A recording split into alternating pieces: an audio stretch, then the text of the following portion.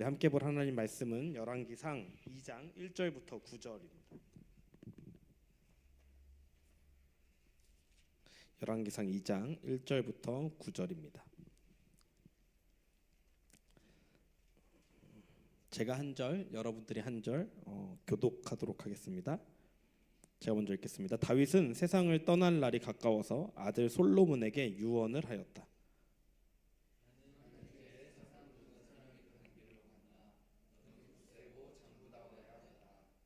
그리고 너는 주 너의 하나님의 명령을 지키고 모세의 율법에 기록된 대로 주님께서 지시하시는 길을 걷고 주님의 법률과 계명, 주님의 율례와 증거의 말씀을 지켜라.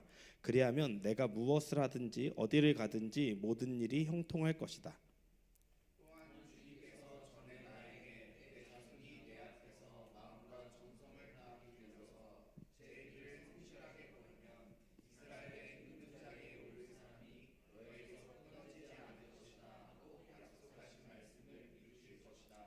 더욱이 너는 스루야의 아들 요압이 나에게 한 것 곧 그가 이스라엘 군대의 두 사령관인 넬의 아들 아브넬과 예델의 아들 아마사에게 한 일을 알고 있을 것이다.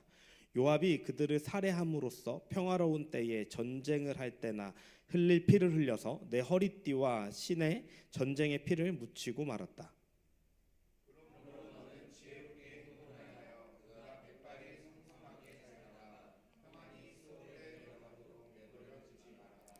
그러나 길르앗 사람인 바르실레의 아들들에게는 자비를 베풀어서 내 상에서 함께 먹는 식구가 되게 하여라. 그들은 내가 내 형 압살롬을 피하여 도망할 때에 나를 영접해 주었다.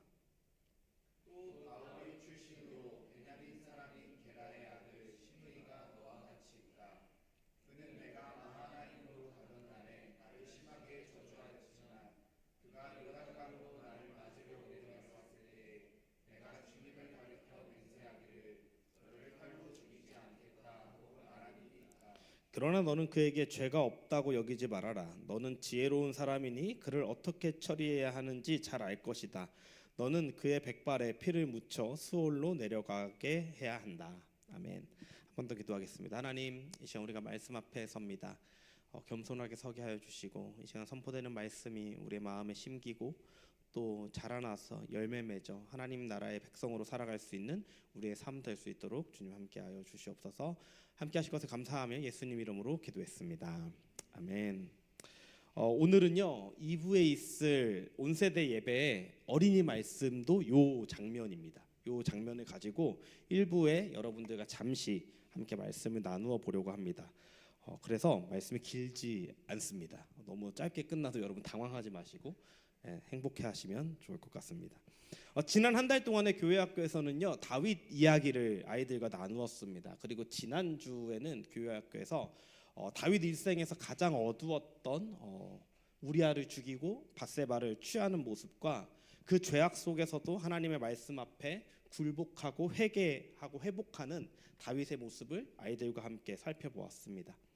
하나님은요 다윗의 범죄로 인하여 밧세바에게 그 생겼던 아들은 다윗의 범죄에 대한 벌로 태어나자마자 데려가셨습니다. 그리고 그 후에 밧세바와의 사이에서 솔로몬이 태어납니다. 사무엘하 12장 24절 25절에 보면요 오늘은 제가 다 읽어드릴게요.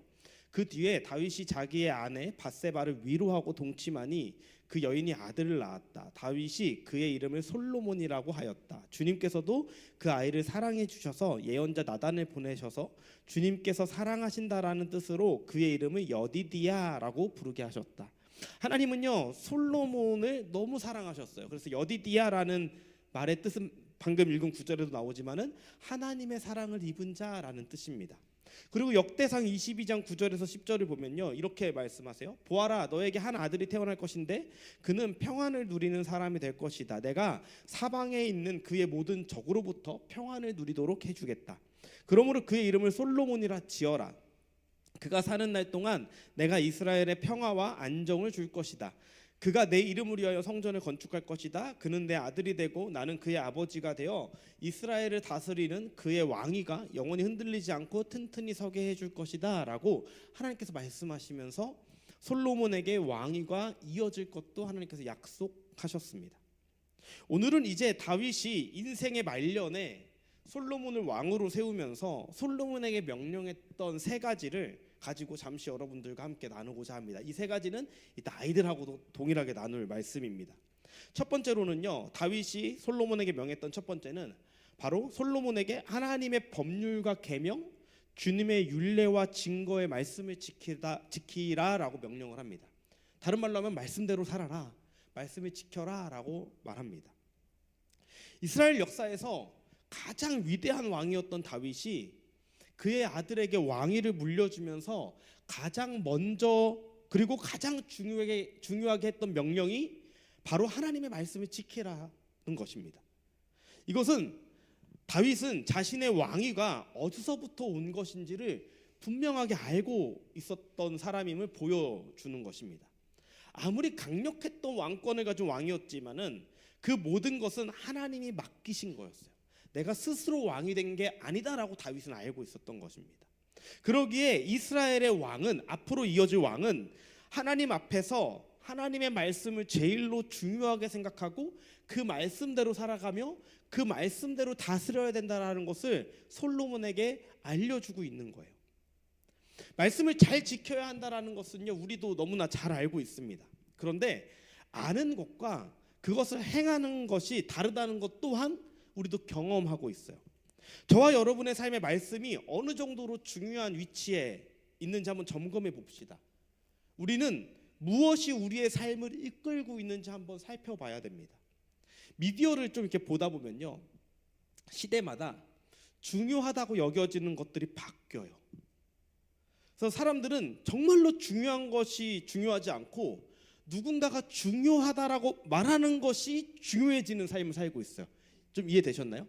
진짜 중요한 것이 중요한 게 아니라 미디어나 보여지는 거나 들려지는 것, 누군가가 이게 중요하다고 말하면 갑자기 그게 중요해지는 거예요. 최근에 한국에서 열풍이 있었던 두바이 쫀득쿠키, 우리 막 다들 여기서 나눠 먹고 했었는데 저 어제도 먹었어요. 누가 이렇게 식당 봉사하고 있는데 이렇게 잘라가지고 가져오셨더라고요. 감사하게 먹었습니다. 아시죠? 미디어와 기사들을 보면요, 불과 한 3주 전에는요, 한국에서 이게 너무 가장 사람들의 삶에 중요한 거였어요. 인생에 이거 없으면 안 되는 줄 알았어요. 어느 정도였냐면은 없어서 못 구한대요. 예전에 여러분 허니버터칩 아시나요? 막 한 개씩 포장해서 중고나라에 올리고 막 그랬잖아요. 근데 두바이 쫀득쿠키도 그랬대요. 한국에 안 살아서 모르겠는데 1인당 판매 수량 1개, 그리고 그 쫀득쿠키 맵이 생겨가지고 그 판매하는 카페나 음식점들에서 우리 몇 개 있어요라고 올리면 그거 찾아가지고 가서 거기 사오고 그랬다고 합니다. 그런데 지금은요, 3주 정도 지났는데 매장마다 수량이 넘친다 그래요. 오후가 돼도 다 안 팔리고 있다 그래요. 저는 두바이 쫀득쿠키에 쫀득쿠키인 줄 알고 산데 그 안에 애호박이 들어있는 것도 봤어요. 사람들이 그 색깔 그래서 이거 사기 막 이렇게 얼마나 별의별 게 다 있어요. 막 대체가 아니야. 애호박은 좀 심했던 것 같아요. 예. 그런 것도 봤어요. 예. 사람들이요, 그게 너무 중요하니까는 그거를 판매하는 이불 가게에서 파는 것도 봤어요. 예. 사람들이 그게 중요하다라고 사람들이 말하니까 그게 중요해지는 삶을 살고 있는 거예요. 세상은 우리를 계속해서 다른 것으로 살아가게 만드는 것을 보여줍니다. 이 두바이 쫀득쿠키는 작은 예시였지만은 우리의 삶의 기준이 그때마다 바뀌는 것을 보여줍니다. 언제는 부동산이, 언제는 주식이, 최근에 금값이 막 엄청 올랐어요. 뚝 떨어졌어요 지금. 한 20몇 %가 뚝 떨어졌대요. 막 장난 아니죠. 언제는 커리어가, 언제는 자녀가, 이러한 것들은 모두 변하는 것들이고요. 기준이 될 수는 없어요. 여러분, 기준이 뭘까요? 기준은요, 변하면 안 돼요. 제가 궁금해하진 않았는데 어쩌다가 봤는데 지금 기억은 잘 안 나요. 1초의 기준이 뭘까라고 했을 때 어떤 과학자가 나와 설명하는데, 어떤 원자인가 잘 모르겠어요. 그게 한 번 진동하는 그거를 전 세계에서 1초다라고 정의를 내렸대. 이거는 변하지 않고 뭐 몇 억분의 1의 이 오차가 있대요. 그러니까는 뭐 저희는 창조를 믿지만은 이게 지구의 나이를 길게 보는 사람들 입장에서도 지금까지의 지구 나이에서도 그 오차가 발생하지 않는 파동이라고 하더라고요. 기준이 있는 거예요. 그건 이게 바뀌면 안 되잖아요. 이게 바뀌면 시간이 흔들려 버리잖아요. 우리의 삶의 기준은 이런 거여야 합니다. 변하지 않아야 돼요. 하나님은 인간을 창조하시고 하나님의 창조 세계를 다스리고 관리하라고 하셨습니다. 지금 이 자리에 함께 있는 각 사람은 하나님이 각자의 삶의 자리에서 하나님의 나라를 만들고 여러분의 영역 안에서 하나님의 주권을 나타낼 대리 통치자로 부르셨어요. 왕과 같은 존재가 된 겁니다. 그렇다면 우리가 우리의 삶을 대리 통치자로 살아가는 삶의 기준이 있어야 된다는 거예요. 다윗이 오늘 그걸 뭐라고 말해요? 말씀이다라고 말합니다. 말씀.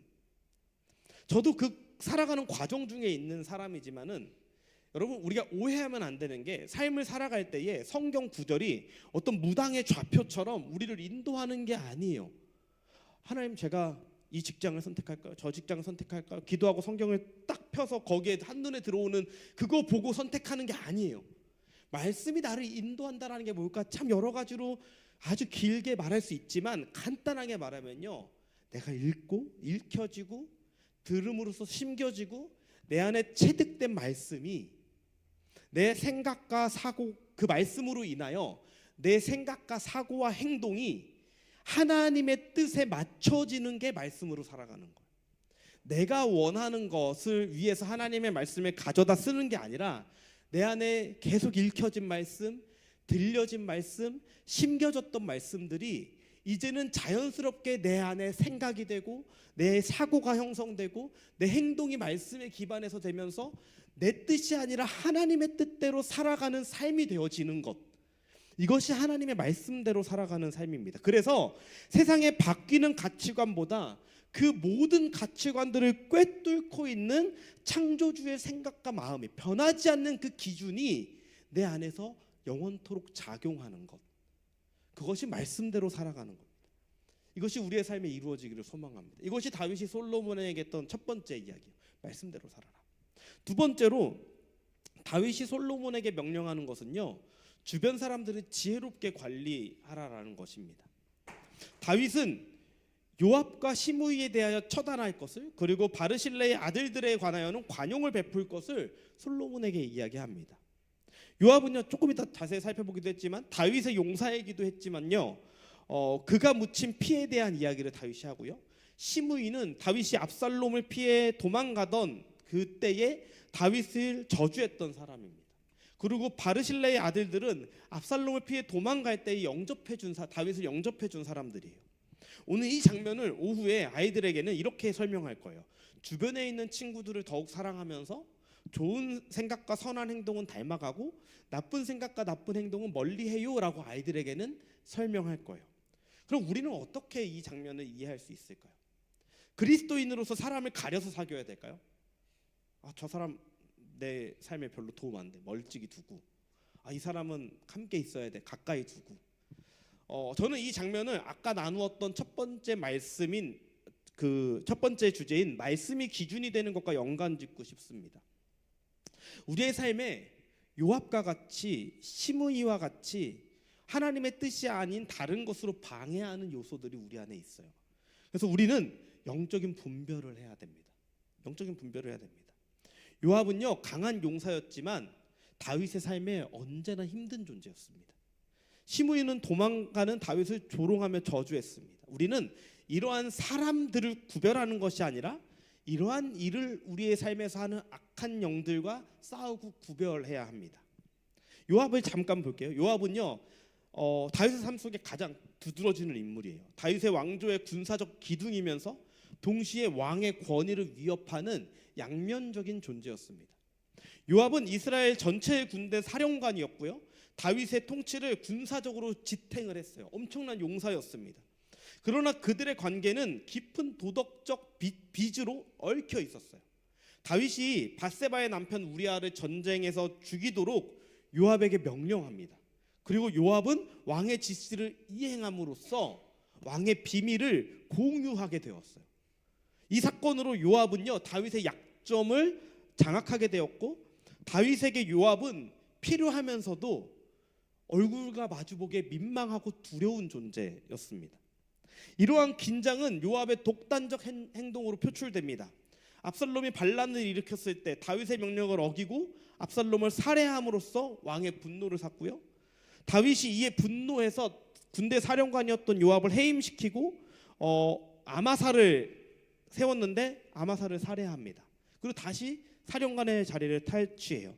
더 나아가 다윗의 후계자의 문제가 발생했을 때 요압은요, 하나님이 약속한 솔로몬의 편에 선 게 아니라 아비아달, 제사장 아비아달과 함께 아도니아를 지지함으로써 왕의 의지에 직접적으로 대항했던 사람입니다. 즉 요압은 힘과 권력으로 살았던 사람이에요. 이 모습은요, 다윗을 도와주는 것 같은 요압이지만 자신의 권력이 위협받을 때 다른 악한 선택을 하는 모습들을 요압 가운데서 볼 수 있습니다.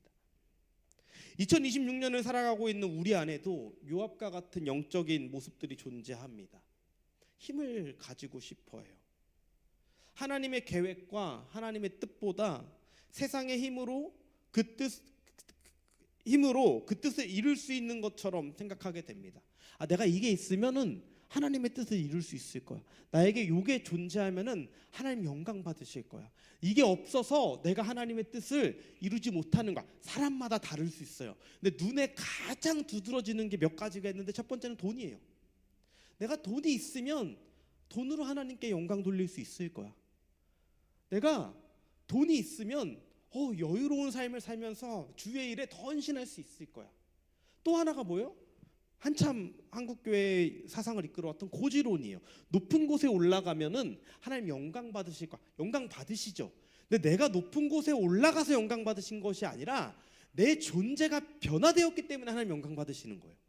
근데 이런 힘을 가져야 되는 것, 내가 무언가를 가져야지 내 삶이 좋다라는 생각이 요압과 같은 생각입니다. 여러분, 그 안에 면밀하게 봐요. 돈을 많이 벌고 싶고 그것으로 인한 힘을 가지고 싶지만 내 속에는 그렇게 말하지 않아요.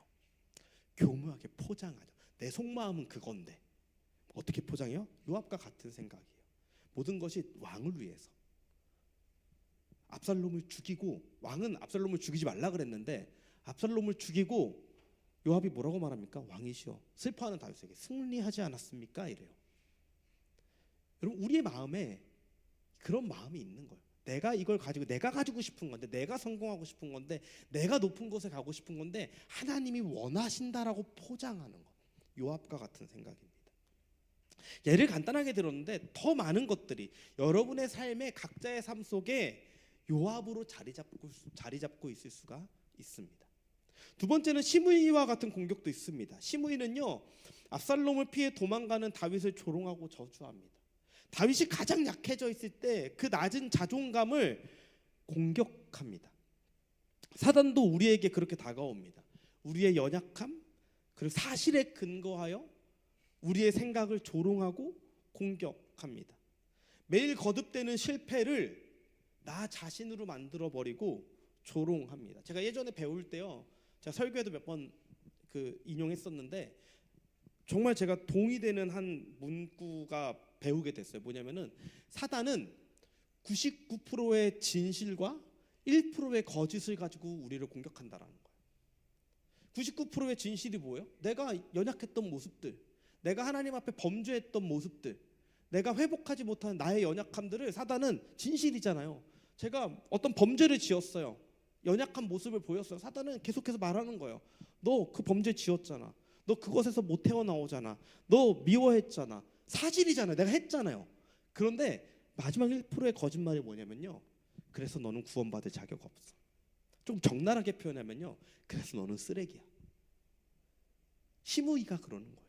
다윗에게, 도망가는 다윗에게 사단은 우리에게 그렇게 공격합니다. 그런데 우리는요, 그 사실 1%가 뭘로 뒤집어지죠? 우리의 연약함이 누구와 함께 십자가에 못 박혔습니까? 예수님과 함께 십자가에 못 박혔습니다. 우리의 죄된 모습도 예수님과 함께 십자가에 못 박혔습니다.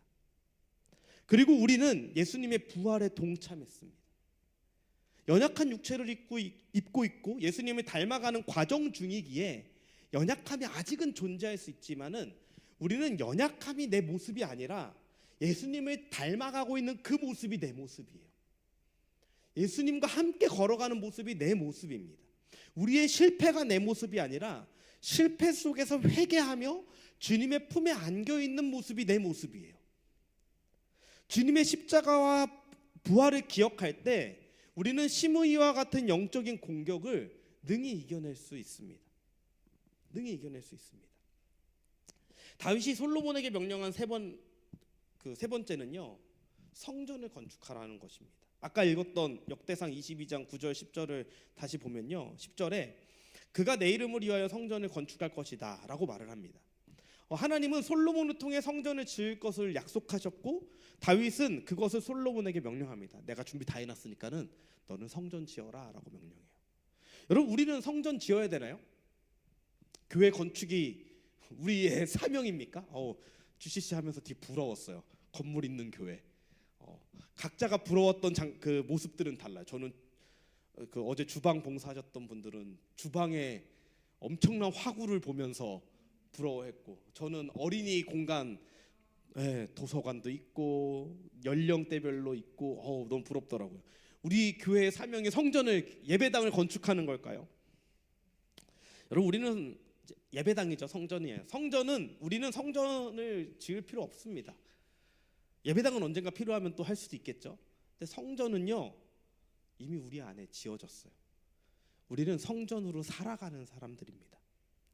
성전으로 살아가는 것은 아까 첫 번째, 두 번째를 살아가는 삶이에요. 말씀으로 살아가는 것, 영적인 분별을 하며 하나님의 뜻을 따라가는 사람들입니다. 구약에서의 성전은요, 여호와 임재의 상징이었어요. 그래서 다윗은 성전을 건축하고 법궤를 두고, 다윗이 왜 성전을 그렇게 건축하려고 그랬냐면요, 화려함을 뽐내려고 했던 게 아니라 법궤가, 하나님의 임재가 있는 그 귀한 법궤가 그냥 텐트 하나 쳐놓고 텐트 속에 있어. 다윗은 궁전에 살고 있었는데 그 하나님의 임재가 있는 법궤가 텐트에 있는 것을 다윗은 볼 수가 없었던 거예요. 그래서 그 마음으로 성전을 짓고 싶어 했어요. 그래서 구약의 성전은 여호와 임재의 상징이었어요. 그래서 여호와의 임재가 항상 이스라엘에 있기를 소망했습니다. 여러분, 예수 그리스도로 인하여 그리고 성령님의 강림으로 인하여 우리는 장소와 상관없이 하나님의 임재를 누리며 사는 성전이 되었습니다. 임재를 누린다라는 게 뭘까요? 아까 말한 말씀으로 사는 거예요. 내 안에 들려진 말씀, 읽혀진 말씀, 심겨진 말씀, 체득된 말씀이 내 안에서 계속 살아 움직이는 것. 하나님의 뜻을 분별하며 사는 거예요. 여러분, 하나님의 뜻을 따라 사는 것이 고리타분하고 재미없어 보이나요?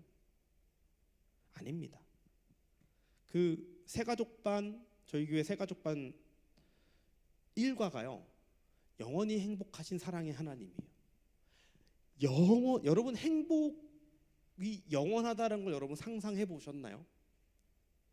즐거움이 영원하다는 걸 여러분 상상해 보셨나요? 궁금하시면 새가족반 1주차 들어오시면 됩니다. 자세하게 설명드릴게요. 여러분, 목사님도 몇 번 설교 시간에 말씀하셨는데 우리가 느끼는 것은요, 행복감이에요. 사라져 버립니다. 내가 원하는 것을 취했을 때, 내가 원하는 목적을 이루었을 때, 내가 원하는 목표들을 이루었을 때 행복하죠. 행복감이에요. 영원하지 않아요. 이 차를 사면은 내가 너무 행복할 건데. 전 최근에 들었어요.